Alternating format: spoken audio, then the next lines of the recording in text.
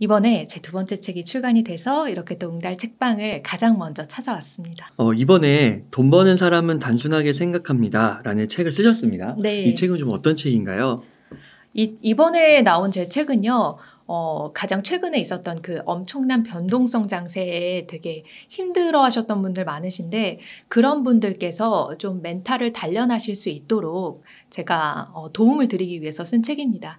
그래서 많은 부분 제 사례도 담겨 있고 제가 이제 질의응답한 내용들도 담겨 있을 뿐만 아니라 그 시대적 흐름이나 또 행동경제학에 관련된 내용까지 다 포괄하고 있어서 많은 분들께서 지금 같은 변동성 장세를 이겨내는 데 있어서 과거와 현재를 좀 돌이켜보는 데 도움이 되실 거예요. 그리고 또 그런 상황 속에서 내가 어떻게 이겨내야 되는지 내가 지금 부족한 걸 채우는 게 아니라 뭔가 내가 지금 가지고 있는 잘못된 그런 심리적인 압박에서 어떻게 좀 자유로워질 것인지 그런 걸 도와드릴 수 있게 책을 써봤습니다. 네, 그러니까 이게 책을 보니까 네. 그 변동성 장세나 뭐 하락장 속에서 우리가 겪었던 그런 내용들을 되게 이론과 경험을 이렇게 다 정리해주는. 네. 그래서 한번 뭐 2022년이라고 한다면 네. 그때의 그런 기억들을 그냥 경험하고 지나칠 수 있는데 네. 그걸 한번 글로 정확하게 정리해 주셨다 이런 생각이 좀 들더라고요. 그래서 책 1장을 보니까 네. 내 계좌가 시퍼렇게 멍들고 있는 이유를 네. 설명해 주셨어요. 2022년이 네. 떠오르는데 그쵸. 이 부분 한번 설명 부탁드리겠습니다. 네. 2022년도 정말 힘들었었던 것 같아요. 그 한 해 동안 내가 사면 주식이 떨어지고 내가 팔면 주식이 폭등하는 그런 것들을 경험했던 어마어마한 시기였던 것 같습니다. 그런 그 시기 속에서 우리가 무엇을 느꼈냐? 이 하락장이 굉장히 좀 가파르게 찾아올 때 그 하락장의 막바지에 이를수록 이게 더 가파르게 하락하잖아요. 그러면 이제 주위에서 온갖 안 좋은 이야기들이 막 흘러나오고 그맘때쯤이 되면 주식 그 목표가도 점점 막 내려가요. 그러니까 시장에서 다 이렇게 전문가들이 안 좋게 보고 목표가를 하향 조정하고 거기에 안 좋은 뉴스들도 막 나오니까 그 정말 하락의 막바지에 이르렀을 때 주식을 비로소 던져버리시는 분들이 있는데 그러고 나면 이제 막 엄청나게 상승하기 시작하는 거죠.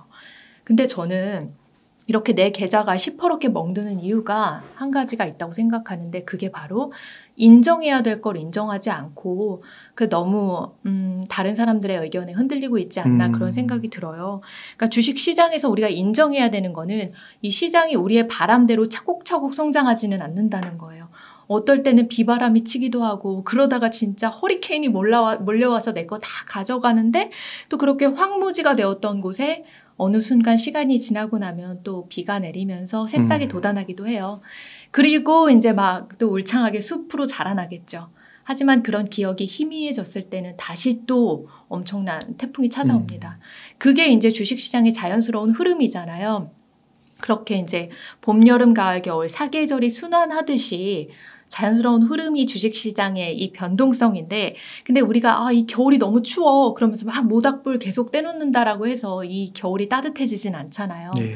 그냥 그 겨울을 인정하고 우리가 좀 인내해야 되는 시간이 저는 필요한 것 같습니다.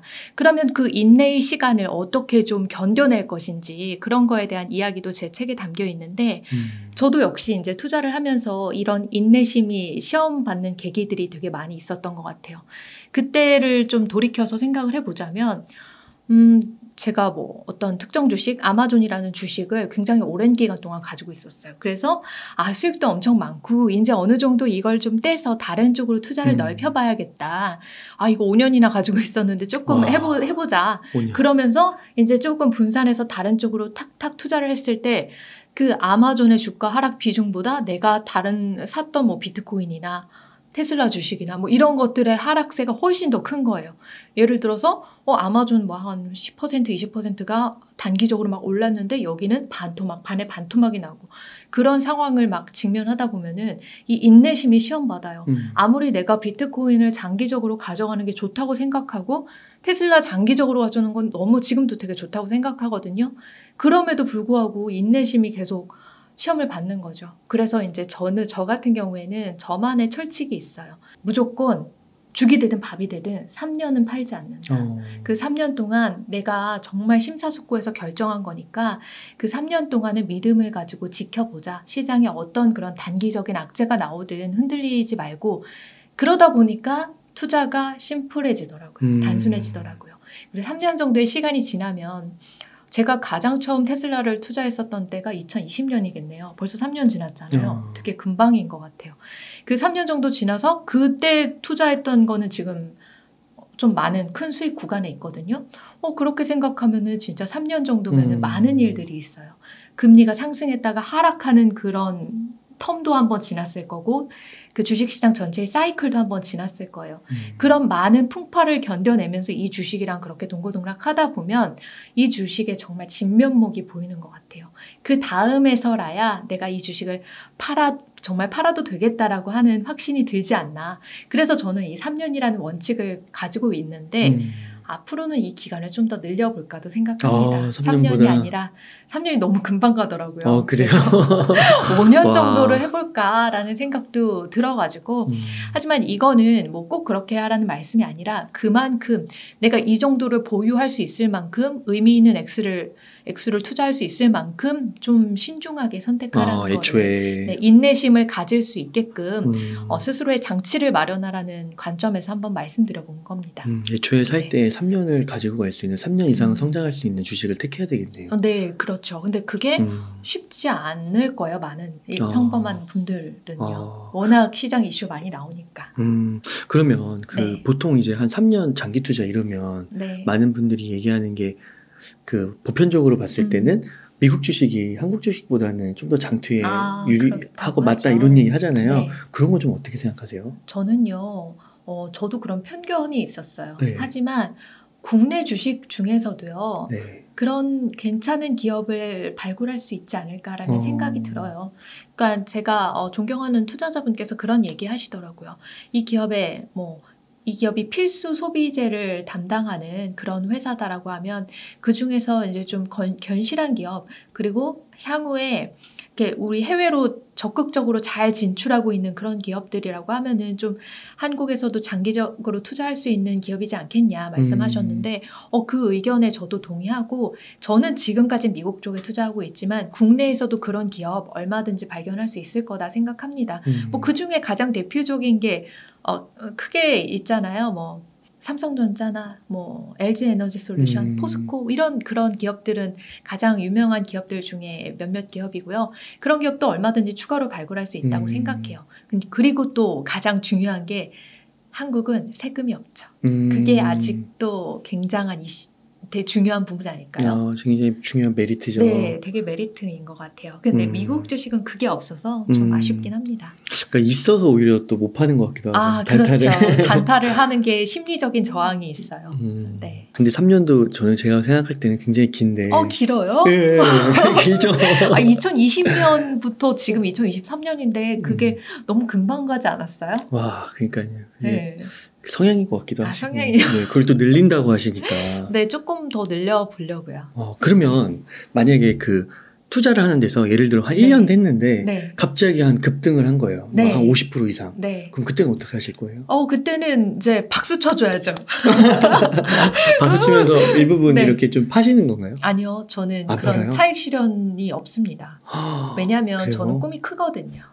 와. 제 꿈은 20%, 30%, 50%가 아니라 그냥 5배, 10배, 20배 대신 오랜 기간 동안. 여자 워런 버핏이네요. 그렇게 되면 좋겠네요. 와, 대단하시네요. 와. 네, 그러면은 책에 좀 다른 내용도 한번 여쭤볼게요. 좀 재미있는데 제목이 주식 투자 폭망 테크트리 5단계. 이건 뭔가요?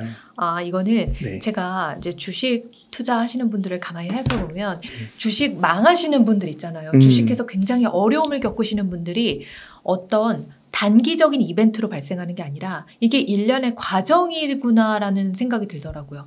주식이 망하는 게 그러니까 내가 어느 순간 잘못된 선택에 푹 빠져가지고 그렇게 망하는 게 아니라 이게 1단계, 2단계, 3단계, 4단계 이 망하는 과정이 있다는 거예요. 그래서 그 과정에서 어느 순간 딱 내려오면 그 치명적인 위험에서는 벗어날 수 있는데 근데 그 라인을 타게 되면은 굉장히 점점점 투자가 어려워지는 상황이 되는 거예요. 그걸 제가 이제 책에서는 5단계로 구분을 했습니다. 여러분들께서도 이 단계를 들어보시면서 나는 지금 어느 단계에 있는가 그걸 좀 생각해 보시면 좋겠어요. 자, 첫 번째 가벼운 시작의 단계입니다. 처음에 주식 투자하시는 거예요. 그럼 처음부터 굉장히 큰 금액을 투자하시는 그런 대범하신 분들은 생각보다 잘 없어요. 처음에는 그냥 좀 소액으로 1,000만 원 미만의 적은 돈으로 그렇게 시작을 하십니다. 그리고 거기에서 좀 우량한 종목을 선별하려고 노력하시고, 내가 잘 모르는 거니까 그래도 이건 삼성전자니까 괜찮겠지? 뭐 이런 식으로 좀 우량한 종목 위주로 투자를 하시는 거죠. 대학생이라고 하면은 20-30만 원 정도의 소액으로 그렇게 주식 투자를 시작하기도 하고요. 이렇게 처음에 투자는 굉장히 좀 건전한 것 같습니다.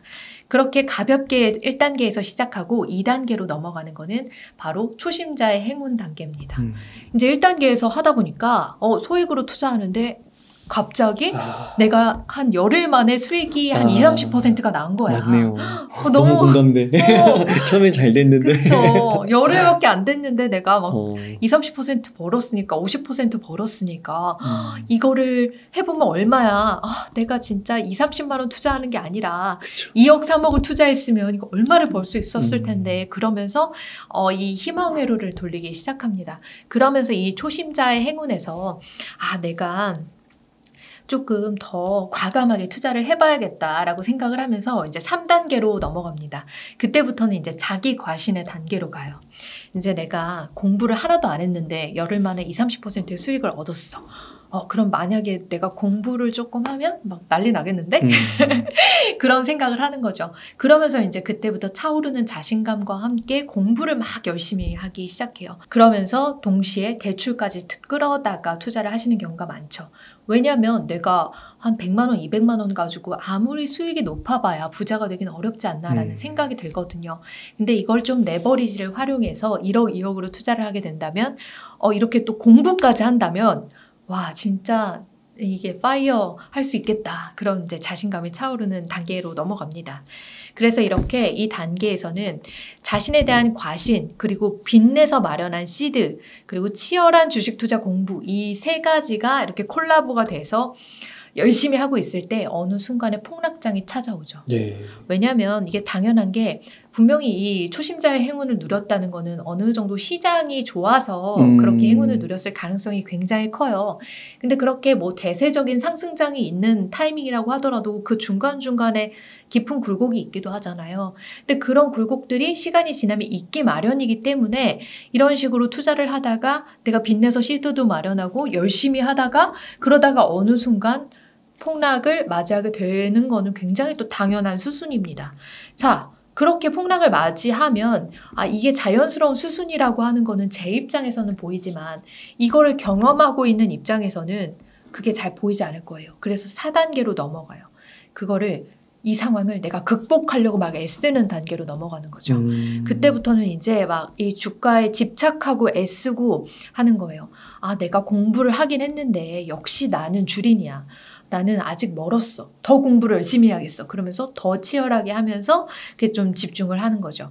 근데 이제 빚까지 내면서 투자를 했기 때문에 더 마음이 조급해지고 그러면 회사 업무에 집중하기가 어려워지겠죠. 그렇게 되니까 본래 업무에 소홀해지고 장중에 계속 주가창 보고 막 미국 물가 걱정하고 중국 인구 걱정하고 막 그 전 세계에 일어나는 이슈들 걱정하면서 그렇게 좀 시선이 분산되는 그런 단계로 접어드는 거예요. 그리고 이 이후에 이제 5단계로 들어갑니다. 이 4단계에서 이 극복하려고 애쓰지만 이 극복이 안 됐잖아요. 그런데 이제 빚으로 많이 투자를 했기 때문에 거기서 이제 손실이 굉장히 클 거예요. 그러면 그 손실을 만회하려고 애쓰는 단계가 바로 5단계입니다. 아마 이 5단계까지 들어오셨다면 한 시드머니 1억이라고 가정한다면 손실이 아마 한 70%, 75% 정도는 될 거예요. 자, 그럼 1억에서 75%면은 거의 뭐 7,500만 원 정도를 손해를 본 상태고 그렇죠. 2억이면 1억 5천을 손해를 본 상태예요. 그렇게 되면은 사람이 그 정도 손실을 보면 이걸 내가 돈을 벌어서 따박따박 갚아야겠다라는 생각으로 가지 않고 내가 더 크게 해서 뭔가 수익을 내서 이 빚을 갚아야겠다라고 하는 그런 또 회로로 들어갑니다. 그런 테크트리로 들어갑니다. 그렇게 되면 이제 정말 위험한 단계로 되는 거죠. 일반적인 주식 투자로는 그 수익률 갭을 메꿀 수가 없잖아요. 그러니까 레버리지 투자, 뭐 2배, 3배, 5배 그런 레버리지 투자로 빠질 수도 있고요. 코인도 레버리지 선물 옵션 이런 투자들이 있어요. 그런 쪽으로 빠져들 수도 있고 급등주 따라잡기 이런 위험천만한 투자를 하면서 내가 수익을 내서 빚을 빚을 갚아야겠다라고 하는 식으로 들어가는데 이때쯤 되면 주위 사람들이 눈치를 채요. 가족이나 뭐 친구들이나 이제 좀 그만해야 되지 않냐라고 이렇게 말리는 사람들도 있을 텐데 귀에 잘 안 들어가죠. 그러면서 정말 이 행동을 멈출 수 없게 되고 급기야는 정말 손 쓸 수 없는 형국에 들어가는 건데 자, 제가 이 5가지 단계를 말씀드렸어요. 지금 투자하시는 분들이 어느 단계에 있는지 스스로 좀 점검을 해보시고 그 단계를 좀 객관적으로 나를 좀 들여다보신 다음에 내려오시면 좋겠어요. 이게 5단계까지 가면 정말 나만 힘들어지는 게 아니라 내 가족들도 힘들어지는 수순에 이르기 때문에 그래서 제가 이렇게 보여드린 거예요. 이걸 보여드리면 나만의 특별한 경험이라고 생각했던 거가 내가 이렇게 사람들하고 비슷한 수순을 겪고 있었네 라는 걸 깨달으실 수가 있을 거예요. 그러면서 조금 더 스스로를 객관적으로 파악하실 수 있을 테니까 제 이야기가 그런 좀 어려움으로 향해 가시는 분들에게 도움이 됐으면 좋겠습니다. 네. 네. 와, 진짜 이 5단계를 보니까요. 예. 진짜로 폭망하는. 네. 그러니까 저는 이제 개인적으로 어떤 게 생각이 드냐면 종목이 여러 개가 있는데 그 중에 이제 망한 것도 있고 잘된 것도 있잖아요. 그러니까 망한 것들은 이런 식으로 된 것 같아요. 이 테크트리를 또 타셨군요. 네, 근데 이제 다행히 포트폴리오를 꾸려놓으니까 이제 이런 게 상쇄가 되니까 그러면은 잘하고 계신 거죠. 그러니까요. 근데 이제 저는 이런 분들은 극단적으로 전체 그냥 계좌가 통째로. 그렇죠. 그러니까 그리고 이런 분들이 우리 코로나 이후에 그 저금리 시대를 겪어오면서 꽤 많았다. 꽤 많이 봤다. 그렇지 않나요? 네, 은달님도 맞아요. 보셨죠. 맞아요. 실제로 제가 이런 관련된 콘텐츠를 올렸을 때 제 유튜브에서도 되게 공감하시는 분들이 많이 계셨어요. 나는 몇 단계예요. 저는 몇 단계입니다. 주주님. 얘기하셔가지고 좀 도움이 많이 됐던 것 같습니다. 그럼 만약에 아까 이제 내 계좌가 18억개 멍들고 있는 이유에서 그 3년 이상 가지고 갈 그런 종목을 잘 선택해서 3년, 5년 이렇게 가져가신다고 했잖아요. 네, 그렇죠. 그럼 애초에 만약에 그런 종목이 좀 들어간 거예요. 그리고 나서 이 5단계를 밟은 거예요.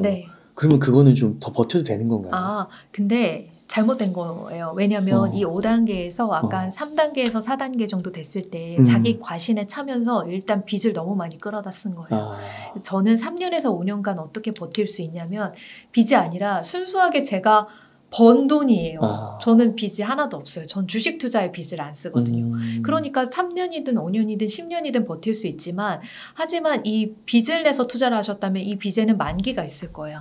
그 만기 동안 내가 상환을 해야 되는데 그러면 조급해질 거고 그 만기가 길다고 해도 조급한 마음은 마찬가지일 거예요. 네. 3단계에서 다 끊었어야 되는 거군요. 그렇죠. 제일 좋은 거는 사실 2단계에서 아예 초심자의 행운을 경험하지 못하시는 거. 제가 그랬던 것 같아요. 저는 그건 되게 속상하게 생각을 한 적이 있었는데 그 초심자의 행운을 경험하지 못했던 게 제 운이었던 것 같아요. 그래요. 그래서 이번에 코로나장에서 굉장히 좀 손실 크게 입으셨던 분들도 좀 이거를 전화위복이라고 생각하셔도 괜찮을 것 같아요. 내가 처음에 주식 투자 시작하면서 초심자 행운을 누리지 못했기 때문에 이게 더 악화될 수도 있었는데 그쵸. 거기서 내가 내려올 수 있었구나. 그렇게 생각하시면 더 좋을 것 같습니다. 이런 경우에는 주식이랑 도박이랑 어떻게 보면 비슷하게 생각할 수 있을 것 같아요. 왜냐하면 주식을 도박처럼 충분히 할 수 있는 부분이잖아요. 그리고 도박은 도박이고. 그래서 이런 분들이 빚이 만약에 생기셨다면 모든 투자를 그냥 다 멈추셨으면 좋겠어요. 모든 투자를 다 멈추시고 카드도 없애시고 제가 미국에 잠깐 한 6개월, 1년 가까이 잠깐 있었던 적이 있는데 그때 한 친구가 도박을 해서 굉장히 좀 크게 손실을 봤던 친구예요. 근데 미국은요, 내가 도박으로 손실을 봤다고 해서 엄마 아빠가 그걸 메꿔주지 않아요. 자기 배우자가 그걸 메꿔주지 않아요. 자기가 그걸 다 오롯이 감당을 하는 시스템이에요. 그러다 보니까 이 사람은 이제 자기가 신용불량자가 될 것 같으니까 신용카드도 다 자르고 스스로 병원도 다니고 스스로 약도 먹고 하면서 그거를 어떻게든 이제 본인이 스스로 다 처리를 해야 되는 거예요. 하지만 한국에서는 이런 주식이나 도박으로 빠져버린 분들한테 자꾸 누가 도와줘요. 엄마가 너 이번까지야 이러면서 이번이 마지막이야 그러면서 도와주고 아내가 난 진짜 이번이 마지막이야 하고 도와주는데 그 이번이 마지막이 아니라 이번이 시작이래요. 이제 그 도와주는 그 이제 끔찍한 그 도박의 시작인데 그래서 그렇게 되지 않기 위해서는 진짜 자신이 오롯이 모든 것들을 다 감당을 해야 되고 그래서 이제 투자를 할 게 아니라 모든 신용카드나 이 약간의 그 빚을 다 없애야 되고 그리고 모든 그런 신용의 원천을 다 차단을 해야 되고 그리고 그 빚을 이제 갚아야 되는데 그 자꾸 도박을 해서 갚으려고 하거나 투자를 해서 갚으려고 하는 어떤 수익을 내서 갚으려고 하지 말고 내가 일을 해서 갚아야 된다고 생각해요. 그래서 그렇게 일을 해서 차곡차곡 한 단계씩 그렇게 갚으셔야 되는데 근데 이게 빚이 되게 많으시더라고요. 그렇게 빚이 한 뭐 7천만 원, 8천만 원 되면은 어떻게 느껴지냐면 내가 이 빚 때문에 막 이자에 쫓겨다니면서 거의 낭떠러지 절벽에서 떠밀릴 것 같은 그런 막 숨막히는 감정을 느끼시는데 그 낭떠러지 절벽에서 그냥 무작정 뛰어내리거나 하지 마시고 다른 빚을 받거나 하면 또 그 낭떠러지에서 그냥 뛰어내리는 거라고 저는 생각을 해요. 만약에 그 돈 가지고 투자를 하면 진짜 그것도 뛰어내리는 거라고 생각해요. 그래서 그 낭떠러지에서 뛰어내리지 마시고 그냥 그 낭떠러지를 좀 지그시 바라보시면 거기에 이렇게 계단이 보일 겁니다. 진짜 끝이 보이지 않는 계단이 있을 거예요. 그 계단을 그냥 한 걸음 한 걸음씩 밟고서 내려오는 게 저는 빚을 갚는 거라고 생각해요. 진짜 돈 벌어서 한 걸음 한 걸음씩 그 끝이 보이지 않는 계단을 내려가는 거. 근데 그 계단을 이렇게 내려가고 하다 보면 어느 순간에 이제 조금 보이기 시작해요. 근데 그 어느 순간에 조금 보이기 시작하면 그 빚을 갚는 속도가 더 빨라집니다. 그리고 이제 마지막 계단이 보이기 시작할 때쯤 되면은 이걸 더 빨리 뛰어내려가실 수가 있어요. 그렇기 때문에 빚은 저는 이렇게 갚는 거라고 생각해요. 한 계단 한 계단씩 밟고 내려가는 거. 특히 뭐 이분이 무슨 빚을 전략적으로 사용하신 게 아니잖아요. 내가 내 집 마련을 하기 위해서 뭐 빚을 썼다. 그런 것도 아니고 그냥 주식과 도박이다 하니까 이렇게 말씀을 드리는 거예요. 빚을 갚는 거 이렇게 말씀을 드렸고 투자도 마찬가지입니다. 투자도 저기 멀리 막 하늘로 단박에 이렇게 뛰어 올라갈 수 있는 방법은 저는 없다고 생각해요. 그렇게 단박에 뛰어 올라갈 수 있는 방법은 없지만 그래도 또 주위를 살펴보면 계단도 있고 에스컬레이터도 있고 엘리베이터도 있을 거예요. 그런 거 타고서 차곡차곡 올라가시면 됩니다. 그래서 저는 이 주식과 도박으로 생긴 이 빚이 있다는 분한테 투자하지 말라고 말씀드렸어요. 한 계단씩 내려가시라고. 그렇게 하시다 보면은 그거에 집중하시다 보면 생각보다 많은 주위에 그 골치 아픈 일들이 해결되실 거라고 말씀드렸는데 그렇게 잘 해 나가실 수 있을지는 잘 모르겠어요. 그 이후에 이제 답장은 없으셨지만 그래도 좀 잘 되셨으면 좋겠습니다. 그러니까 이게 어떻게 보면 중독일 수 있으니까 중독을 참기가 어렵잖아요. 그래서 그것도 말씀드렸어요. 사실은 병원도 같이 좀 갚으시라고. 근데 이 중독의 수준을 제가 정확하게 알 수가 없어서 왈가왈부하기는 어려웠지만 그래도 뭐 혹시 자신의 수준이 내가 컨트롤하기 어려운 상황이라면 병원에 가보시는 거 어떨까요? 또 얘기를 드려봤습니다. 그다음에 두 번째 Q&A는 하락장을 버티는 게 너무 힘들다. 주주님은 어떻게 이렇게 3년 동안 5년 동안 버티시는데 야 대단하신 것 같아요. 네, 그렇죠. 그 하락장을 버티는 게 쉬우려면 첫 번째는 주식창을 드물게 확인하시면 돼요. 이게 무슨 주식창을 드물게 확인하는 게 저는 대단한 기술이라고 생각하는데 사람들은 이게 무슨 기술이야 그렇게 생각하기도 하시더라고요.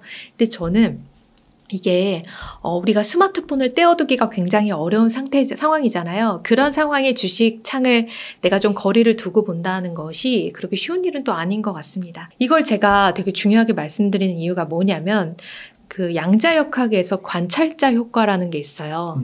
그 관찰자 효과가 뭐냐면 내가 이렇게 물건을 관찰하는 실험자가 있을 거 아니에요. 그 실험자가 이 물건을 딱 관찰하고 집중하면 이 물건이 의식해서 상태를 변화한다라고 하는 말이에요. 되게 흥미롭죠. 그래서 단순히 말하면 그런데 그래서 어떤 사람이 뭔가 어떤 물체의 위치나 상태를 측정하려고 하면 이 상태가 변화하는 거야.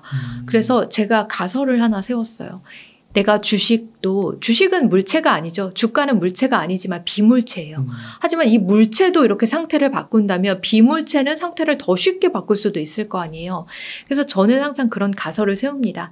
이 주식도 역시 양자역학의 관찰자 효과가 작용되는 곳이다. 그렇게 생각을 해서 내가 계속 주식창을 뚫어져라 바라보고 있으면 이게 오르지 않는 거예요. 물이 100도씨가 돼서 끓어야 되는데 물이 100도씨가 돼도 끓지 않는 거예요. 그래서 이것도 역시 이 관찰자 효과. 내가 계속 거기를 집중하고 있으면 얘조차 그 상태를 의식하고 변동하는 거를 조금 주저주저 하는 게 아닐까 그런 생각을 합니다. 저는 이게 제가 양자역학의 전문가는 아니지만 그래도 완전 뜬구름 잡는 얘기는 아니지 않을까 그런 생각이 듭니다.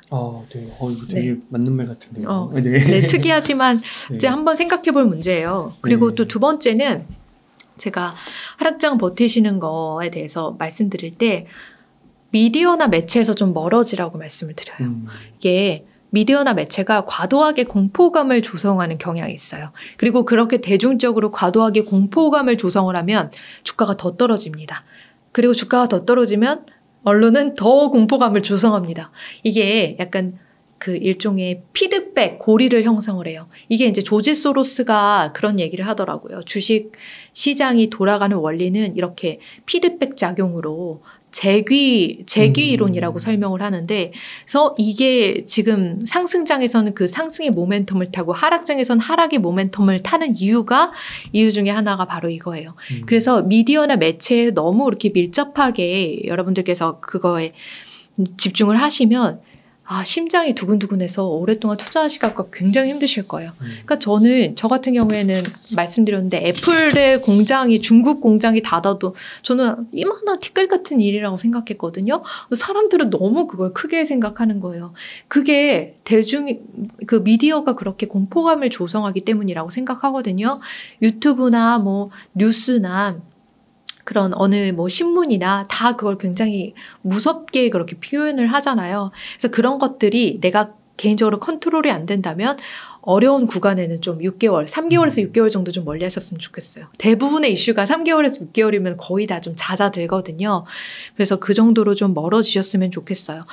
뭐 서브프라임 같은 거 위기 오면은 3개월, 6개월이 뭡니까? 3년 막 그렇게 가지 않습니까? 하시는데 그런 정도의 위기는 거의 뭐 100년에 한 번씩 오는 위기이기 때문에, 그리고 우리 머릿속에 아직 그 서브프라임 위기가 너무 강렬하게 자리 잡고 있기 때문에 그런 일이 그렇게 가까운 시일 내에 저는 올 거라고 생각하지 않아요. 그걸 완전히 잊었을 때가 돼야지 그런 일은 온다고 생각하고, 그래서 지금 상황에 봤을 때 대부분의 일은 3개월에서 6개월 정도의 이슈니까 어려운 시기에는 차라리 미디어를 멀리 하셔라. 하지만 이런 미디어가 또 도움은 되죠. 왜냐하면 우리가 사람들의 관심사가 뭔지, 그리고 대중의 현재 심리가 어떤지를 좀 관찰할 수 있잖아요. 그런 관찰자 입장에서 보는 데에는 이런 유튜브나 미디어가 또 많이 도움이 되는 것 같습니다. 그래서 좀 이렇게 필요한 것만 쏙쏙 뽑아서 체리피커처럼 잘 활용을 하시면 좋겠어요. 예. 네. 그 누구죠? 앙드레 코스톨란이요? 수면제 좋은 종목 그런데 수면제 먹고 자라고 그러면은 진짜 이렇게 그 관찰자 효과나 그리고 그 신경 안 쓰게 되고 그렇게 다 되는 것 같네요. 네, 그렇게 말씀하시는 분들은 많이 있는데 실제로 실천하기는 참 어려운가 봐요. 저도 만약에 제가 크리에이터가 아니면은 주식창 한 3년, 2, 3년 안 보고 싶기도 한데 맞아요. 그게 좀 안 되더라고요. 근데 저도 좀 그래요. 그렇죠. 계속 봐야 돼. 제가 성공하는 투자 마인드셋 굉장히 여러 가지를 제 책에서 다루고 있는데 그중에서 그냥 몇 가지만 쏙쏙 뽑아서 말씀을 드려볼게요. 첫 번째는 투자는 엔지니어링이 아니다라는 점이에요.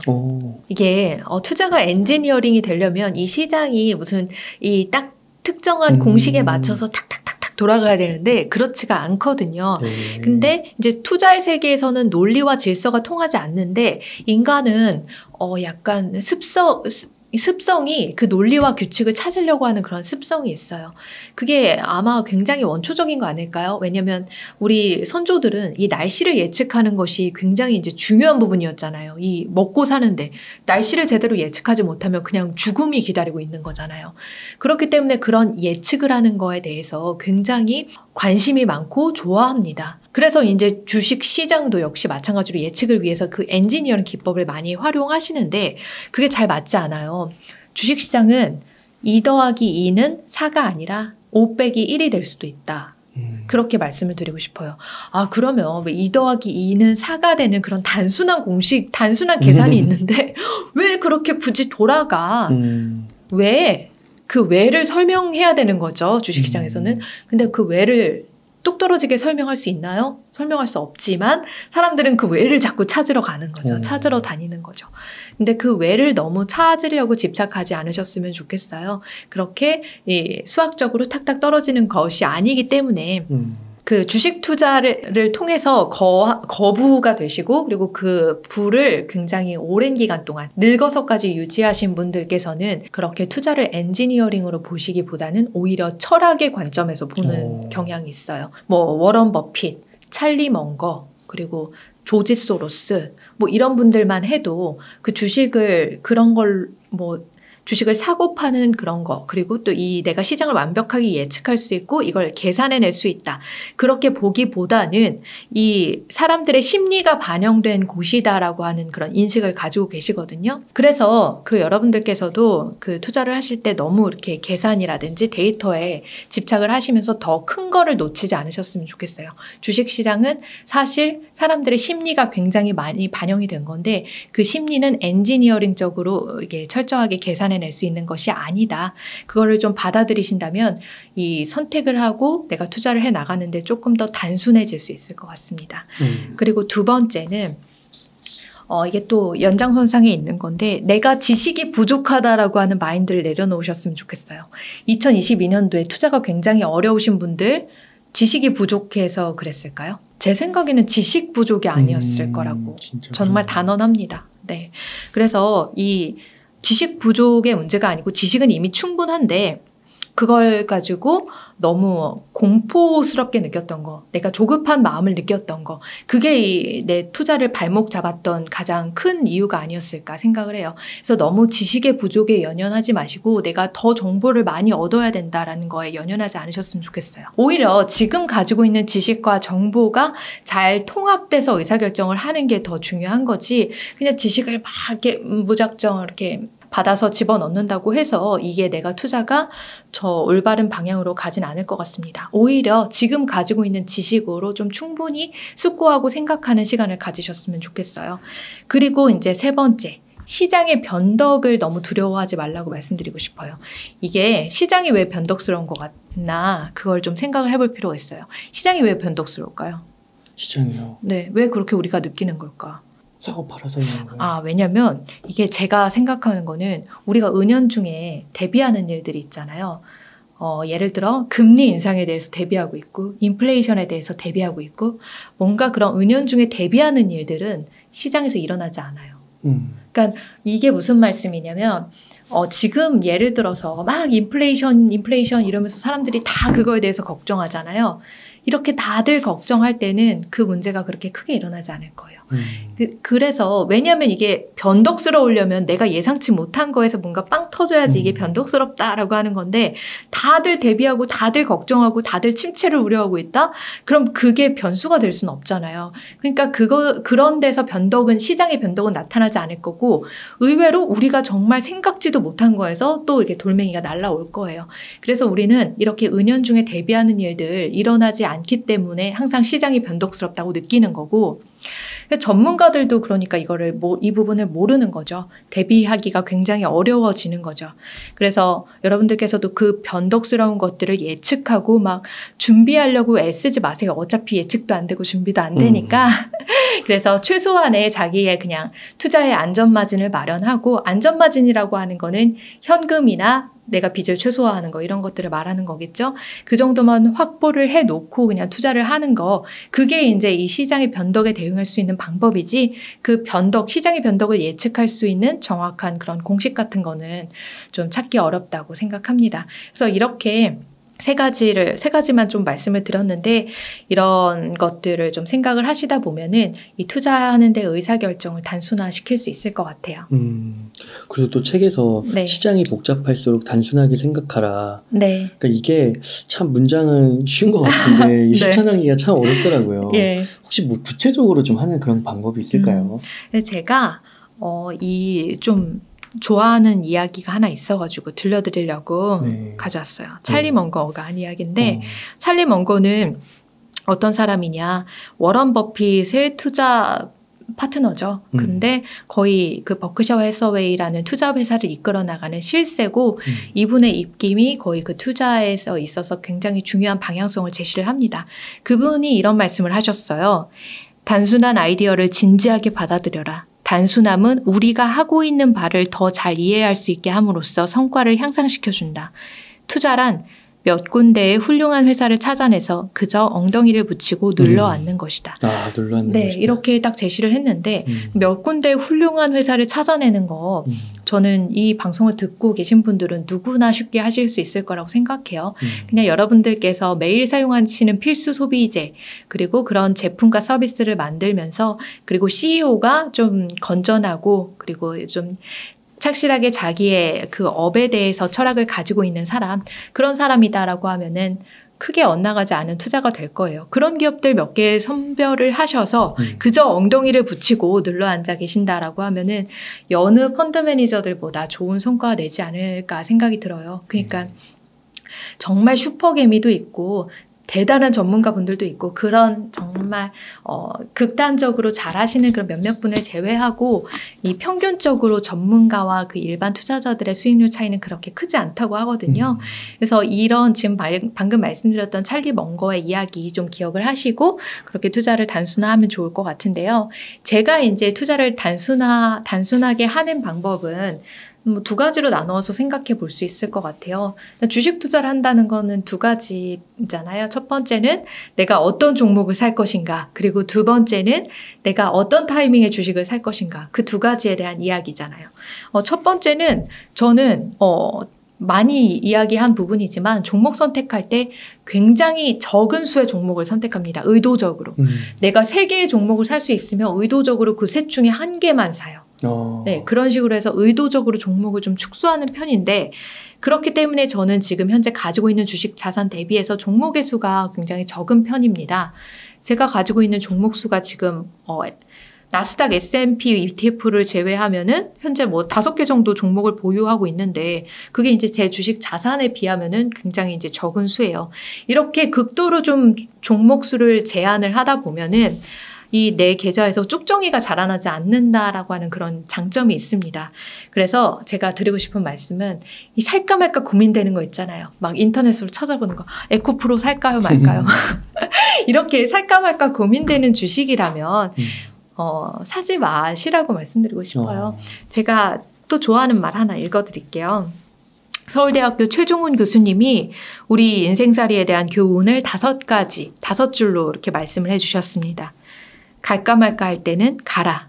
살까 말까 할 때는 사지 마라. 말할까 말까 할 때는 말하지 마라. 줄까 말까 할 때는 줘라. 먹을까 말까 할 때는 먹지 마라. 이렇게 단순하게 이렇게 얘기를 해주셨는데 자 그러면 우리는 살까 말까 할 때는 사지 마라. 네, 저도 이렇게 그냥 하고 있어요. 여러 개의 종목 중에서 이렇게 고민을 하고 계시다면 그중에서 가장 내가 분명하게 확신이 드는 거 그런 거 하나를 이렇게 사셨으면 좋겠어요. 그냥 망설여지는 거 삼성전자 살까요 말까요? 에코프로 살까요 말까요? 그렇게 생각하고 있다면 그건 아직은 때가 아니지 않나라는 생각이 듭니다. 이런 인생의 교훈이 이 최종훈 교수님의 교훈이 우리가 선택장애에 직면했을 때 도움이 되는 부분이 있을 것 같아요. 꼭 투자가 아니어도. 그 두 번째는 타이밍을 단순하게 가져가는 거예요. 제가 이제 시장의 모든 예측을 거부하면서 투자합니다. 주주님 언제 살까요? 라고 물어봤을 때 제가 드리는 답변은 항상 돈이 생길 때 사면 되지 않을까요? 네. 저는 그렇게 얘기해요. 이거를 좀 더 상세하게 무책임한 말이 아니라고 저는 생각합니다. 좀 더 상세하게 풀어서 설명해 보자면 예를 들어 30대고 40대고 투자를 하신다고 봐요. 그러면 그런 분들이 갑작스럽게 막 5, 6억의 목돈이 생겨서 그 돈을 투자해야 되고 그런 일은 발생하지 않고요. 대체로 월급이 이렇게 꾸준히 들어오는 상태에서 가끔씩 보너스가 들어온 상태에서 그걸 가지고 투자를 하시거나 그리고 뭐 사업소득이 있으시거나 그렇게 간간히 계속 꾸준히 들어오는 수입을 가지고 투자하시는 경우가 많으실 거예요. 그럼 그런 경우면 당연히 이제 들어오는 때 이렇게 투자를 하시면 그럼 자연스럽게 분산이 되는 거잖아요. 어차피 나는 시장의 타이밍을 정확하게 예측할 수 없으니까 그렇게 그냥 분산을 하면 되는 거잖아요. 그리고 때로는 뭐 굉장히 큰 목돈이 들어올 때가 있겠죠. 그래봐야 저는 그렇게 뭐 유산이 아닌 바에는 그렇게 갑자기 큰 돈이 들어와서 내가 한 4억이 갑자기 들어와서 그 돈을 이렇게 분산해야 된다. 그런 일들은 많이 발생하진 않으실 거예요. 진짜 뭐 3, 4, 5억이 갑자기 들어오셨다라고 하면 그런 분들이 연세가 뭐 50대, 60대 이 정도에 은퇴하는 시점이라고 하면 그런 경우에는 채권으로 좀 분산을 해서 투자를 해 놓으셨다가 그 나중에 그 채권이 만기가 되는 시기 이렇게를 좀 분산을 해 놓고 그 다음에 이제 주식 투자로 이렇게 왔다 갔다 하실 수가 있을 것 같은데 그런 경우보다는 일반적으로는 그렇게 꾸준히 들어오시는 경우가 많기 때문에 그 이제 뭐 보너스 타서 6개월치 월급이 한 번에 들어왔다. 그런 이제 삼성전자 요맘때쯤 되면은 그 PS 이런 거 들어오잖아요. 내후년 뭐 3, 4년 후고 또 계속 들어오는 거잖아요. 그러니까 자연스럽게 시점이 분산되는 거니까 그걸 가지고 그렇게 애써 나누지 않으셨으면 좋겠어요. 그렇게 이제 저는 타이밍도 단순하게 좀 가져가는 편입니다. 그리고 이렇게 타이밍에 대해서 크게 고민하지 않는 이유가 10년, 20년 그렇게 두고 본다라고 하면 지금의 이 1, 2년은 그렇게 중요하지 않을 거다라고 생각하기 때문이에요. 타이밍은 지나봐야 아는 거고 내가 알지 못하는 거에 대해서 그렇게 너무 많이 시간을 쓰고 고민을 한다면 힘들어지는 것 같아요. 물론 이렇게 제가 말씀드렸다고 해서 저는 거시경제를 굉장히 보는 걸 재밌어하고 그거를 이제 전문적으로 공부하고 그걸로 컨텐츠를 만들고 그러는 사람이지만 이걸 이렇게 투자에 딱 접목시키지는 않아요. 그 거시경제를 본다는 건 이 세상의 흐름, 세상이 돌아가는 걸 보기 위해서 열심히 보는 거지만 그거를 투자에 정확하게 접목시키기는 또 쉽지 않습니다. 그리고 그게 이제 내 발목을 또 잡을 수도 있기 때문에 오히려 그건 좀 그런 투자를 거리를 두는 편이고요. 그래서 이 영상 보시는 분들께서도 타이밍을 정말 좀 단순하게 가져가 보신다면 내 투자가 조금 더 심플해지지 않을까, 불필요한 고민을 덜 수 있지 않을까 생각합니다. 아, 그러네요. 이게 사실 말씀을 딱 듣다 보니까 그 좋은 종목, 좋은 기업을 고르는 거는 그 가격과 상관없이 의외로 쉬울 수 있는 것 같아요. 의외로 쉽죠. 정보들 되게 많잖아요. 근데 진짜 거기에 눌러 앉을 수 있느냐. 그리고 또 이제 돈이 생길 때마다 그거를 아무 생각 없이 판단하지 않고 크게 요동하지 않으면서 살 수 있느냐. 그런 게 진짜 중요할 것 같네요. 네. 그래서 그런 게 사실 타이밍보다 중요한 건 진짜 종목이겠죠. 네. 그 아까 5개 종목 보유하고 계시던데 그 중에 한 몇 가지 오픈 안 되세요? 몇 가지 더 오픈 되죠. 제가 가지고 있는 게 뻔하잖아요. 저는 이제 한 3개 정도의 종목에 자산이 집중돼 있습니다. 첫 번째는 애플에 굉장히 많은 거의 제 자산의 절반 정도가 애플에 집중돼 있고요. 그 다음에 아마존, 테슬라 이렇게가 가장 좀 많은 비중을 가지고 있어요. 그리고 하락장에 하나도 안 팔았어요. 이야, 진짜요? 네. 대단하시네요, 진짜. 그래서 저한테 이제 댓글로 그런 것도 달리더라고요. 주주님 좀 파셔야 되지 않을까요? 그러면서 우선은 좀 주식을 사도 좀 괜찮은 시기라고는 좀 보시는지. 네, 저는 사실 아까 책에 대해서 이야기할 때 말씀드렸지만 주식을 사야 하는 시기는 바로 내가 돈이 생기는 시기다. 그렇게 생각은 합니다. 근데 이제 지금 워낙 장투를 하시는 스타일이니까. 네. 근데 또 그런 거 말고 좀 경제적인 상황과 이렇게 접목해서 보고 싶으신 분들이 있으실 텐데 지금이 빚내서 주식 사야 하는 타이밍은 일단 아닌 것 같고요. 일단 뭐 이자가 너무 높으니까. 하지만 지금 주식 투자하시기에 너무 걱정할 타이밍도 아닙니다. 먼저 뭐 금리랑 인플레이션, 뭐 미국의 고용 문제 이런 것들 많이 걱정을 하시는데 인플레이션에 대해서 먼저 말씀을 드리자면 인플레이션은 사람들이 다들 지금 위기감을 느끼고 있어요. 자, 위기감을 느끼는 무리들이 있고 이제 인플레이션 그래도 조금 잦아드는 것 같긴 한데 그런 무리가 있어요. 그런 무리들이 양쪽에서 이렇게 줄다리기를 하고 있는 상황인데 그런 상황에서는 인플레이션의 변동이 그렇게 크지 않을 가능성이 높습니다.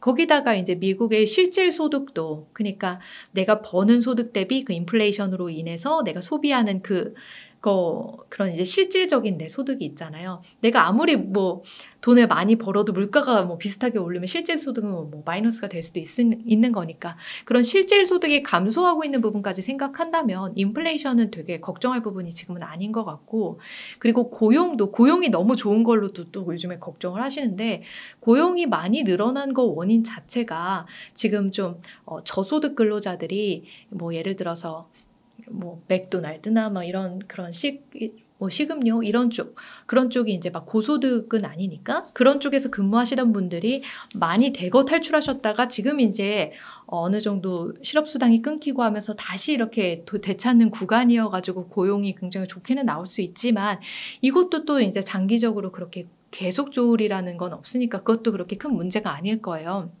그래서 이런 것들 저런 것들을 좀 생각을 해봤을 때 금리에 대한 걱정을 좀 많이 하실 것 같은데 금리도 역시 지금 0에서 한 5% 올라올 때까지는 진짜 뭐 너무 빠르게 올라왔지만 이 5%에서 10%까지 올라갈까요? 그렇진 않을 거예요. 그러니까 속도 자체, 금리 올라가는 속도 자체가 둔화될 거기 때문에 그래봐야 한 6, 7% 정도로 보시잖아요.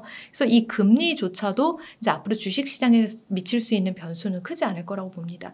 그렇게 좀 몇 가지들을 좀 고려해봤을 때 주식 투자할 수 있을 만한 타이밍이 나오는 것 같고 한국에서는 벌써 지금 성장이 좀 많이 꺾인 상태인데 그게 이제 작년 10월 정도 그러니까 우리 한 3개월에서 6개월 정도 주식시장 선반영한다고 하는데 그게 이제 어느 정도 반영된 걸로 보이고 미국은 아직까지 경제가 좀 견고하다고 하는데 그게 이제 조금 더 반영될 우려는 있겠다. 그 정도로 보시면 되는데 그럼에도 불구하고 2023년 한 해 동안은 주식이 좀 주가가 그동안 많이 반납했던 수익을 다시 끌어올 수 있는 한 해가 될 수 있지 않을까라고 하는 게 제 생각입니다.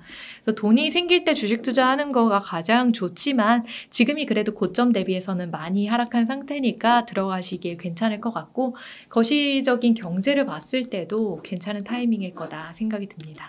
네. 그래서 두려워할 시기는 아니다. 네. 그래서 주주님께서 앞서서 그 보유하고 있으신 네. 기업들 소개해 주시긴 하셨는데 혹시 또 뭐 특별히 좋게 네. 보시는 토픽 주식들 섹터들이 있을까요? 네, 이거에 대해서 여쭤보실 때 공달님께서 저한테 이렇게 좀 주셨어요. 예를 들어서 탑픽 주식들 인공지능, 로봇, 바이오, 자율주행, 우주, 미디어, 리오프닝 이것들 중에서 어떤 쪽이 좀 더 유망할까요? 이렇게 주셨는데 제가 딱 이걸 보면서 이 모든 것들을 한 회사가 하나 생각나더라고요. 테슬라. 나는 이미 이 모든 거에 나는 이미 투자를 하고 있네. 그런 생각이 들어요. 그러니까 모든 걸 잘 해내는 회사 그 하나의 회사에 투자하는 것도 굉장히 의미 있는 거다 생각을 해요. 이 테슬라라는 기업이 이 인공지능 이름 옵티머스 로봇도 하고 있고 그리고 뭐 바이오에도 뉴럴링크 뭐 그쪽에도 진출하고 있고 자율주행 FSD, OTA 뭐 그쪽도 이제 체계화됐고요. 우주 스타링크 그거 러우 전쟁 때 활약했고요. 그리고 미디어 콘텐츠 트위터 하고 있고 뭐 그런데 이 모든 것들을 그래서 그렇게 아우르는 게 저는 테슬라라는 기업이라고 생각하는데 이 기업이 그냥 보여주기 식으로 찔끔찔끔 하는 게 아니라 이 하나하나에 정말 진심이에요. 그리고 거기에서 수익을 내고 있고 실질적인 아웃풋을 내고 있어요. 그래서 저는 이 기업 하나에 투자를 하는 게 이 모든 말씀하신 주식 섹터를 아우르는 거 아닐까라는 생각이 드는데요. 하지만 아쉬운 게 있죠. 아쉬운 게 바로 CEO예요. 이 CEO가 정신을 바짝 차리고 이 테슬라의 경영에 딱 집중을 한다면 굉장히 이 회사가 순탄하게 잘 돌아갈 것 같은데 자꾸 이것저것 뭔가 이렇게 분란을 일으켜서 주가에 안 좋은 영향을 미치는 게 상당히 좀 마음이 불편할 때가 있어요. 하지만 그렇기 때문에 이제 CEO가 호재인 동시에 악재다. 그렇게 말씀하시는 분들도 있으시더라고요. 그래서 저도 참 그것 때문에 힘든 순간들은 있지만 하지만 우리 CEO가 이렇게 다소 불안정한 모습 보이는 게 이미 변수가 아니라 상수가 돼버렸잖아요. 당연한 것처럼 그렇게 이미 알고 투자를 해버린 거기 때문에 저도 이제 제 자신을 탓할 수밖에 없는 거죠. 이 기업은 원래 이런 기업인데 내가 이 사람이 바뀌기를 기대한다라고 하면은 그거는 좀 맞지 않는 말인 것 같아요. 사람이 변하지 않잖아요, 잘. 그래서 일론 머스크도 앞으로도 계속 이런 모습으로 이어가지 않을까라는 생각이 들고 대신에 스티브 잡스와 비슷한 그런 삶의 궤적을 보이고 있긴 하지만 자신을 조금 백업해 줄 수 있는 그런 팀 쿡 같은 사람이 좀 한 명이 붙어줘서 그런 이렇게 잘 더블 플레이가 됐으면 좋겠다라고 하는 작은 기대감도 가지고 있습니다. 네. 혹시 그런 것도 좀 생각하시나요? 네. 그 애플도 갖고 계시잖아요. 네. 그 어떤 분들은 테슬라가 네. 애플을 이기고 시가총액 1위 기업 될 거라고 그런 거. 그리고 그 돈나무언니인가요? 네. 돈나무언니는 테슬라가 100배 더 오는 거죠. 그러니까 2만 달러 간다. 그쵸. 200이니까 2만 달러 간다. 네. 그렇게 얘기하더라고요. 그렇게 많이 오를 거다라고 생각하는 사람들이 지금 많을까요? 그 정도로 많이 10배, 20배 오를 거다라고 생각하는 사람들이 지금 많이 줄어들었죠. 네. 저는 그렇게 많이 사람들이 줄어든 상태에서 테슬라가 지금처럼 계속 이렇게 활약한다면 그런 일이 일어나지 않을까 생각해요. 네. 그런 일이 일어날 수도 있다고 생각해요. 모든 사람들이 다 그렇게 똑같이 생각을 하고 있는 일들은 잘 일어나지 않더라고요. 근데 이제 모든 사람들이 다 외면하고 있던 상황에서 이 기업이 갑자기 빵빵 뭔가 터지는 이슈나 호재들을 만들어내면 그게 더 이렇게 뭔가 확 사람들의 관심을 끌면서 더 많은 투자자가 한 번에 몰리는 계기가 되고 그렇게 또 주가가 확 몰리게 되면 그게 또 모멘텀을 타서 진짜 5배, 10배 이렇게 갈 수도 있는 부분이기 때문에 근데 그 주가를 예측한다는 거는 또 아무도 모르는 거니까 근데 저는 그 정도의 미래까지를 생각하면서 투자를 하고 있기는 합니다. 그 정도의 이거는 충분히 있잖아요. 지금 이 모든 걸 하고 있는 회사들이 그렇죠. 심지어 그 챗GPT의 그 AI에도 일론 머스크가 처음에 이제 초기에 지분을 맞아요. 가지고 있었잖아요. 그러니까 거기에서 AI와 또 이 테슬라에서 하는 AI는 더 또 진보된 버전일 거라고 생각하거든요. 그럼 여러 가지 의미로 봤을 때 이 회사에 투자한다는 것 자체가 되게 좀 저는 자랑스럽습니다. 그러시군요. 네. 그러면은 그 테슬라를 말씀해 주셨으니까 네. 전기차 2차 전지를 자연스럽게 한번 여쭤볼게요. 이게 또 테슬라뿐만 아니라 뭐 GM이나 뭐 도요타나 뭐 현대기아 네. 다 들어가는 게 네. 우리나라의 어떻게 되게 자랑스러운 2차 전지잖아요. 네. 2차 전지 흐름도 좋고요. 네, 그렇죠. 테슬라가 반등해서 하니까 또 같이 막 올라가더라고요. 2차 전지 좀 어떻게 보세요? 2차 전지 저는 일단 아마추어 투자자예요. 전문 투자자 아니고 저 같은 아마추어 투자자가 과거에 이제 2차 전지에 대해서 어떻게 얘기했냐면 2차 전지는 너무 지금 사람들이 이 반짝반짝한 투자에 이게 꽂힌 것 같다. 그래서 약간 유행을 타는 투자가 될 수도 있을 것 같다라고 하는 우려가 있었는데 그게 이제 저 같은 아마추어 투자자들한테도 좋아 보이기 시작했어요. 그러니까 저 같은 사람들한테 저처럼 이렇게 반대적인 이렇게 비아냥거렸던 사람들도 이거 좀 괜찮은 것 같은데 그렇게 눈길을 주는 시점이 됐다는 거예요.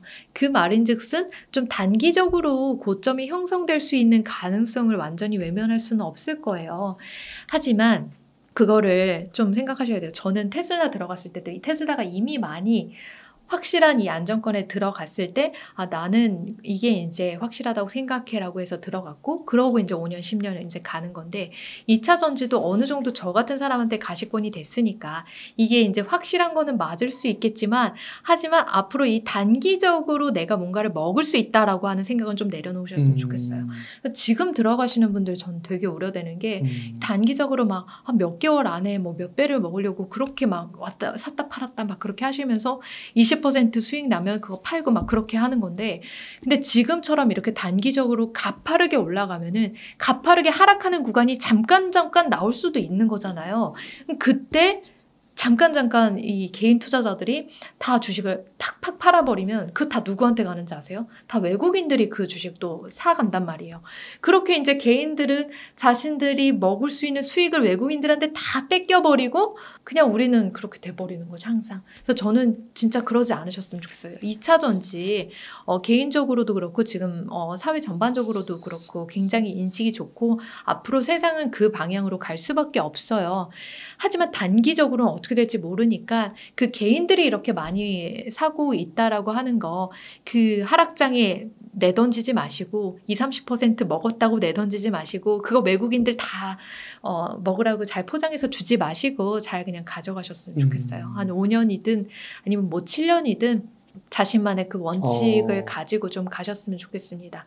그게 2차 전지가 들어가는 분야가 뭐 자동차도 있지만 전기자동차 사람들이 뭐 요즘에 많이 활성화되고 있다고 해도 실제로 전기자동차에 이 세상에 깔린 게 얼마나 되겠어요. 아직 그 시장이 무궁무진하다는 점도 있고 또 지금 석유를 근간으로 해서 석유를 동력으로 해서 움직이는 그런 기관들이 다 지금은 약간 어느 정도 기후변화에 대처해야 되는 상황이기 때문에 또 2차 전지를 쓸 수밖에 없어요. 결국 이런 식으로 2차 전지의 시장은 늘어갈 수밖에 없을 거고 또 여기에 뭐 IRA 법안이든 뭐 이런 우리를 도와주는 이 세상의 흐름 같은 것도 있잖아요. 미중 무역 분쟁이든 그래서 우리나라의 그 2차 전지 산업도 어느 정도 보호받을 수 있고 이런 관점에서 봤을 때 최소한 3년 정도는 그래도 좀 내가 믿고 가져가 볼 수 있는 곳 아닐까라는 생각이 들거든요. 그래서 단기적인 관점으로 지금 고점일 수도 있고 그리고 이렇게 막 파바박 올랐으면 파바박 떨어질 수도 있겠지만 저는 1년, 2년, 3년으로 내다봤을 때 괜찮은 분야 아닐까 그렇게 생각합니다. 그러니까 장기적으로 눌러앉을 만한 우리나라 섹터네요. 네, 그러니까 저같이 근데 다시 한번 당부드리지만 저같이 비아냥거리던 사람들이 좋게 보면은 이때는 정말 좀 조심하셔야 된다. 그래서 장기적으로 좀 생각하셔야 된다. 결론은 그렇습니다. 그 대중의 관심의 유무 정도로 설명을 해주시는 게 너무 좋은 것 같아요. 되게 와닿아요. 네, 지금 나 대중 대표적인 대중. 네. 네. 아 그러니까 이게 관심이 없던 분이 관심을 갖게 된 건 그만큼 다 많은 사람들이 시장이 주목했기 때문에 그 영향을 받는 거라고도 볼 수 있는 그렇죠. 거잖아요. 시장에서 그럴듯하게 포장된 거를 내가 납득을 했다. 그런 의미로 생각을 해볼 수 있을 것 같아요. 그렇군요.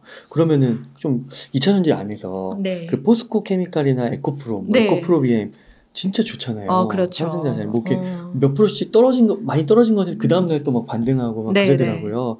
그러니까 이런 것들도 아까 말씀해주신 대로 조금 눌릴 때 조금 이렇게 지금은 너무 관심을 많이 받고 있으니까 지금 막 단기적으로 하는 거는 금물 이렇게 보신다는 거죠? 저는 단기적인 게 금물이지 지금 하지 말라는 말씀은 아니에요. 그래요? 지금 뭐 들어가셔도 다 되지 않을까요? 지금 말씀해주신 기업이 포스코 케미칼, 에코프로 BM, 에코프로 뭐 이런 거고 또 하나 여기다 더한다면 LG엔솔 같은 거 있을 텐데 진짜 여기 다 나왔네요. 좋은 기업 다 말씀해주셨어요.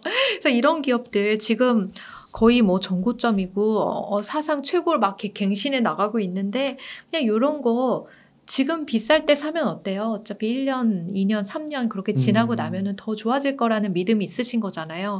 이 투자하려고 하는 기업, 지금 말씀해 주신 기업 다 되게 기술력이 있고 차곡차곡 수주도 잘 받고 있고요. 그리고 현재 이제 전기차 점유율이나 이런 거 생각해 봤을 때 앞으로 확장 여지도 있고 그리고 2차 전지 산업이 뻗어나갈 수 있는 영역이 이제 석유가 이제 점령하고 있던 부분들 하나하나씩 이렇게 침투해 나갈 건데 거기다 또 기후변화에 대해서 전 세계인들이 관심 가지고 있고 이런 것들을 좀 생각하시면서 꿈을 크게 가지셨으면 좋겠어요. 너무 이렇게 내가 20% 30% 벌어야지 그거 말고 나는 이 분야에 투자해가지고 10배 20배를 벌 거야.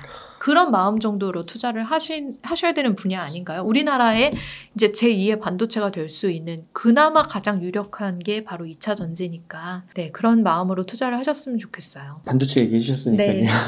마지막으로 삼성전자 한번 여쭤보겠습니다. 삼성전자. 이 삼성전자가 바닥 대비에는 좀 그래도 한 20-30% 오른 것 같은데 2년 됐네요. 96,000원에서. 그래서 힘들어하시는 분들도 있고 지금은 이제 삼성전자보다 2차 전지로 관심사분들이 많이 넘어간 것 같아요. 시청자분들의 관심사가.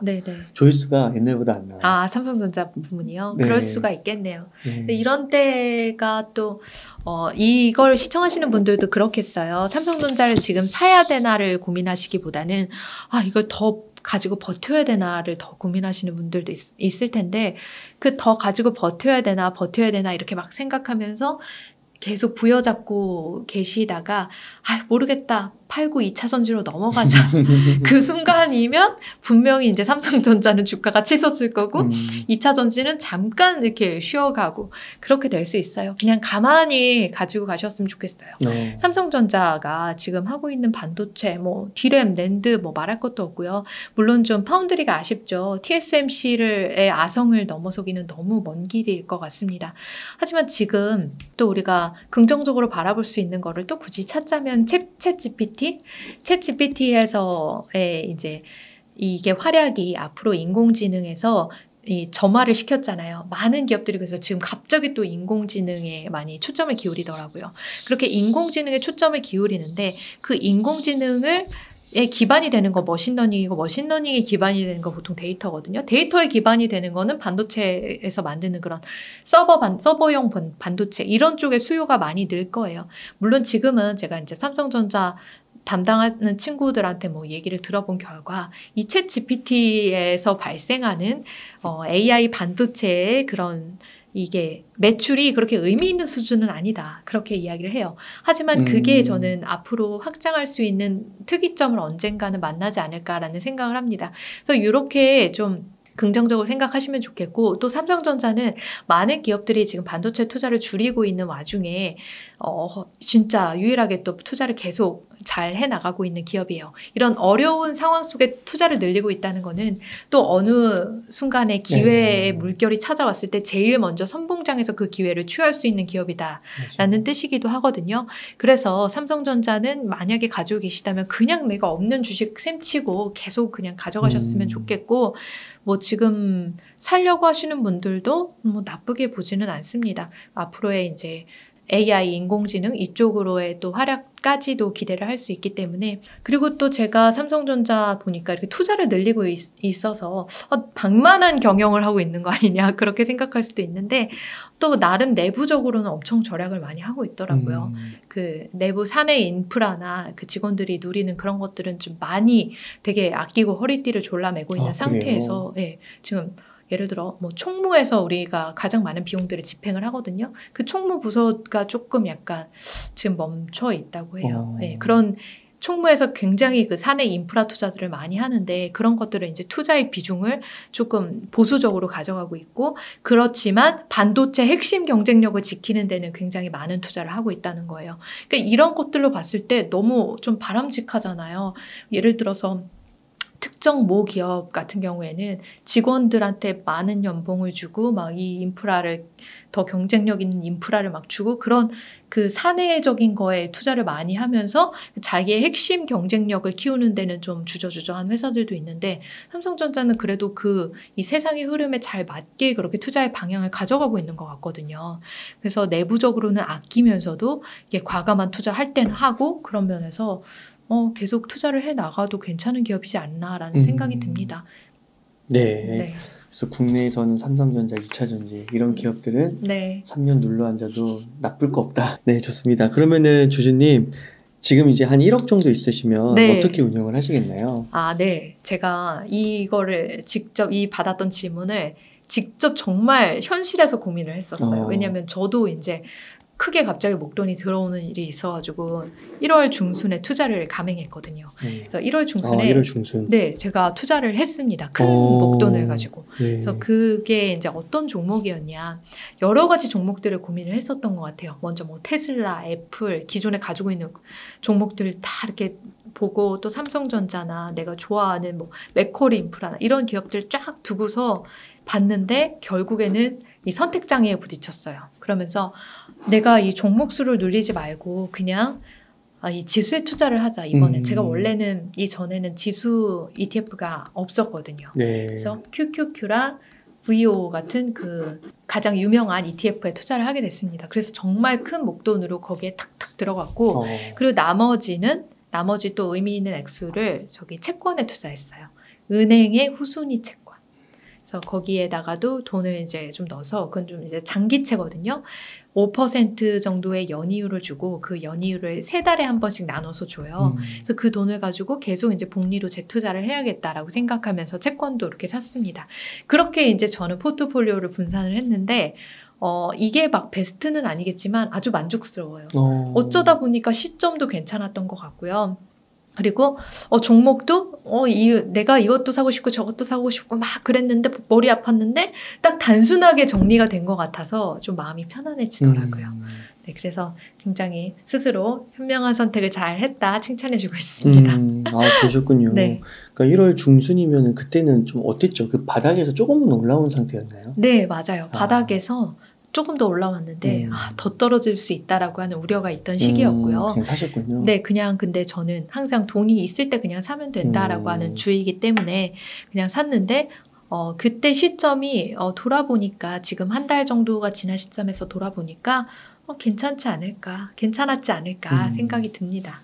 그러니까 이것도 지금 사셨으니까 네. 최소 3년 보시는 거죠? 더 갈 것 같아요. 더 갈 것 네, 같아요. 더 갈 것 같은데 뭐 사람 일이라는 게 확신을 할 수 없지만 일단 3년은 제가 원칙적으로 가져갑니다. 네. 대단하신 것 같아요. 그 2022년 하락장에서 한 주도 안 파셨다고 했잖아요. 네. 야, 그리고 그 중간에 급등이 나오더라도 안 판다. 네, 그렇죠. 급등이 나오더라도 안 판다. 네. 정말 돈이 부족하면 팔 수도 있겠죠. 내가 예를 들어 당장 1,000만 원이 있어야 되는데 1,000만 원이 없어. 근데 그런 상황이면은 또 모를까. 근데 그런 돈은 내가 현금으로 가지고 있어야 되지. 그렇게 생각을 하기 때문에 또 주식을 팔지는 않을 것 같습니다. 네. 네. 그 주주님 이거 한 가지 좀 질문 드리고 싶은 게 네. 요즘에 그 출판사 분들 제가 많이 만나는데 보통 때도 많이 만나는데 그런 얘기를 하시더라고요. 요즘에는 그 부자가 되는 네. 그런 것보다는 그런 책보다는 투자를 하다가 많이 잃으셨나 네. 평범한 삶만 살아도 좋겠다. 그런 얘기를 하시고 그런 책들이 이제 조금씩 더 팔리고 있다고 하시더라고요. 네. 그래서 이제 그런 고민들이 좀 더 길게 이어지면 이제 노후에 대해서 불안해지는 거예요. 네, 네. 왜냐면 돈이 좀 필요한데 자산에서 벌써 손실을 많이 입었으니까 그래서 이런 분들을 위해 한 말씀 좀 해주신다. 네. 평범한 거, 그 평범한 것이 진짜 얼마나 힘든지 실감하는 요즘입니다. 하지만 이게 이제 평범한 거를 꿈꾸면서 또 동시에 내가 노후에는 좀 여유로웠으면 좋겠고 이게 양가의 감정이죠. 그렇죠. 근데 또 이제 먼 훗날 내가 노후를 생각한다라고 하는 거는 한 20년 정도 후를 생각하시는 것 같은데 그러면 지금 내가 약간 아직 결혼도 안 했는데 손주 걱정을 하는? 약간 손주까지는 아니어도 내가 결혼도 안 했는데 아이 걱정을 하는? 약간 좀 그런 걸로 느껴지기도 해요. 그래서 저는 그냥 지금 현실에서 내가 할 수 있는 거에만 초점을 맞추셨으면 좋겠어요.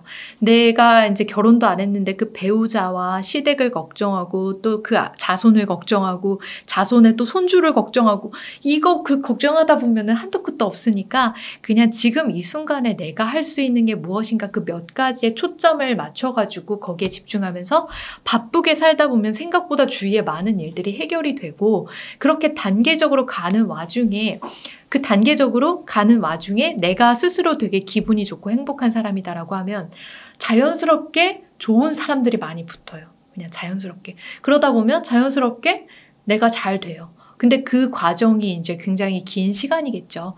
근데 그 긴 시간의 끝을 생각하지 마시고 그냥 지금 현재를 먼저 좀 생각하시면서 내가 할 수 있는 거를 하고 그리고 그 긴 시간의 끝을 생각하신다라고 하면 미래에 먼 미래, 20년 후에 먼 미래에 내가 후회하지 않을 선택을 하는 거. 그 정도가 지금 내가 할 수 있는 일이지 않을까 생각이 듭니다.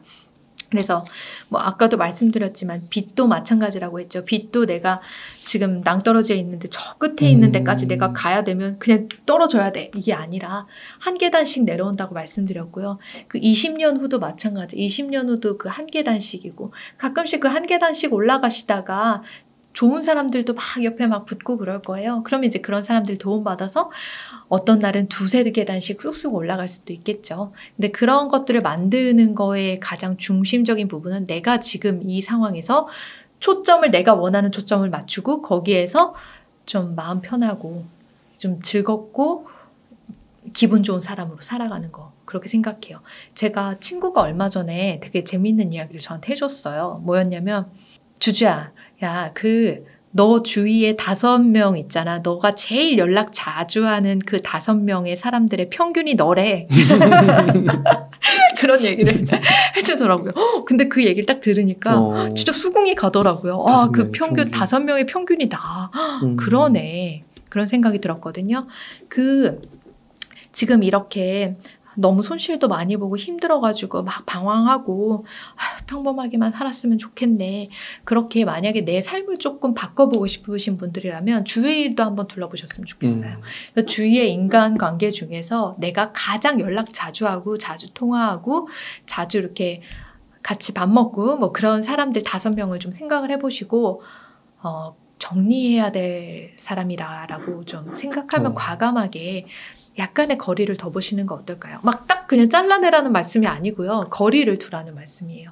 뭐 내가 하루에 한 번씩 연락하던 친구인데 한 달에 한 번 아니면 1년에 한 번 그렇게 연락하는 걸로 조금 거리를 더 보고 그런 식으로 해서 좀 이 거리를 만들어 나가면서 내가 정말 비슷하게 내 평균의 5명을 조금 만들어 보신다라고 하면 내 인생이 좀 달라지지 않을까도 생각이 듭니다.